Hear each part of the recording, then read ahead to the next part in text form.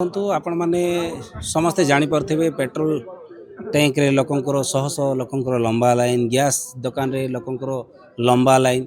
ସରକାର କିଛି ଦିନ ପୂର୍ବରୁ 60 ଟଙ୍କା ହଠାତ୍ ଗ୍ୟାସ୍ ବୃଦ୍ଧି କରିଥିଲା। ଆଜି ଲୋକଙ୍କୁ ଗ୍ୟାସ୍ ମିଳୁନାହିଁ। ଏହି ପରିସ୍ଥିତି ସମୟରେ ଦେଶରେ ମନ୍ତ୍ରୀ କହିଥିଲେ, ଅଧିକାରୀ କହିଥିଲେ ଆମ ଦେଶରେ ଗ୍ୟାସ୍ ଏବଂ ପେଟ୍ରୋଲର ଅଭାବୀକରଣ ହେବାର ନାହିଁ, ଯେହେତୁ ଯେତିକି ଆବଶ୍ୟକ ଅଛି ସେତିକି ପରିମାଣରେ ଆମ ପାଖରେ ମହଜୁଦ ଅଛି। ଯଦି ମହଜୁଦ ଅଛି ବୋଲି ସରକାର କହୁଛନ୍ତି ତ ଲୋକ କାହିଁକି ଲମ୍ବା ଲାଇନ୍ ଲଗାଇକି ଆଜି ପାଉନାହାନ୍ତି? ତ ସରକାର ମିଛ କହୁଛି।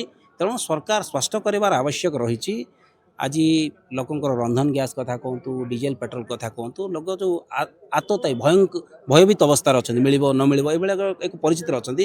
ଏହି ପରିସ୍ଥିତିକୁ ସରକାର କାହିଁକି ମିଛ କଥା ଲୋକଙ୍କ ସାମ୍ନାରେ କହିଲା, ଯେଉଁଦ୍ୱାରା ଲୋକ ସ୍ପଷ୍ଟୀକରଣ କରନ୍ତୁ, ସରକାର ସ୍ପଷ୍ଟୀକରଣ କରନ୍ତୁ ଯେ ମହଜୁଦ ଅଛି, ଏତିକି ଆମର ସାର୍ବଜନୀନ କରନ୍ତୁ, ଆଉ ଲୋକଙ୍କର ହିତ ପାଇଁ ଯାହା ଅଛି ତାହା କରନ୍ତୁ। ପୁଣି ଏଇ ଯେଉଁ ଯୁଦ୍ଧର ଭୟ ଭିତରେ ଲୋକ ଯେଉଁ ଅଛନ୍ତି, ସରକାର କିଛି ଜାଗାରେ ଏକ ବାତାବରଣ ମଧ୍ୟ ସୃଷ୍ଟି କରିବାକୁ ଚାହୁଁଛି ଯୁଦ୍ଧ ପାଇଁ ଏଭଳିଆ ପରିସ୍ଥିତି ହେଲା। ଯଦି ଯୁଦ୍ଧ ପାଇଁ ଏଭଳିଆ ସ୍ଥିତି ହେଲା, ଯୁଦ୍ଧ ଆଜିକୁ ପ୍ରାୟ 14 ଦିନ ହେବାକୁ ଯାଉଛି, ସରକାରର କୂଟନୀତି କେଉଁଠି ନା କେଉଁଠି ବିଫଳ ହୋଇଛି।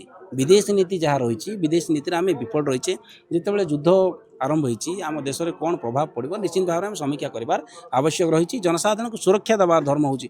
ଯଦି ବିଦେଶରେ ଯୁଦ୍ଧ ହେଲେ ଯଦି ଭାରତବାସୀ ଏ ସମସ୍ୟାର ସମ୍ମୁଖୀନ କରିବେ ତାହେଲେ ନିଶ୍ଚିତ ଭାବରେ ଆମର ବିଦେଶ ନୀତି ଏବଂ ଆମର ଜନମଙ୍ଗଳ ରାଷ୍ଟ୍ରରେ ଯେଉଁ ଉଦ୍ଦେଶ୍ୟରେ ଏହି ଗଣତନ୍ତ୍ରରେ ସରକାର ଗଠନ ହୋଇଛି ନିଶ୍ଚିତ ଭାବରେ ତାହା ବିଫଳ ହେଉଛି। ସେଇଥିପାଇଁ ଆଜିର କାର୍ଯ୍ୟକ୍ରମ କରାଯାଇଥିଲା। ଜିଲ୍ଲାପାଳଙ୍କୁ ସ୍ମାରକପତ୍ର ଦିଆଯାଇଛି। ଜିଲ୍ଲାରେ ଯେତେ କୌଣସି ଆମର ଗ୍ୟାସ୍ ଏଜେନ୍ସି ଡିପୋ ରହିଛି, ଡିଜେଲ ପେଟ୍ରୋଲ ରହିଛି, ଲୋକଙ୍କୁ ଉଚିତ ମୂଲ୍ୟରେ ପୁଣି ଯେଉଁ କଳାବଜାରୀ ହେଉଛି କଳାବଜାର ରୋକିବାର ଅଛି। ତତ୍ ସଙ୍ଗେ ସଙ୍ଗେ ଲୋକ ଯେମିତି ତାଙ୍କର ଦୈନନ୍ଦିନ ଜୀବନ, ଆଜି ହୋଟେଲ ଗୁଡ଼ାକ ବନ୍ଦ ହେଲାଣି କୋରାପୁଟ ଜିଲ୍ଲାରେ, କାହିଁକି ଏ ଅବସ୍ଥା ହେଲା? ତେଣୁ ସରକାର କେଉଁଠି ନା କେଉଁଠି ଜାଣିକି ତାଙ୍କର ନିଦ ଭାଙ୍ଗୁନାହିଁ। ଲୋକଙ୍କର ସୁବିଧା ପାଇଁ ସରକାର ଆଗକୁ ଆସିବାକୁ ପଡ଼ିବ, ନଚେତ୍ ଆଜି ତ ମେମୋରାଣ୍ଡum ଦେଇକି ଆମେ ସ୍ଥଗିତ ଦେଇଛୁ, ରାଜରାସ୍ତାରେ ଲଢ଼େଇଟା ରହିବ।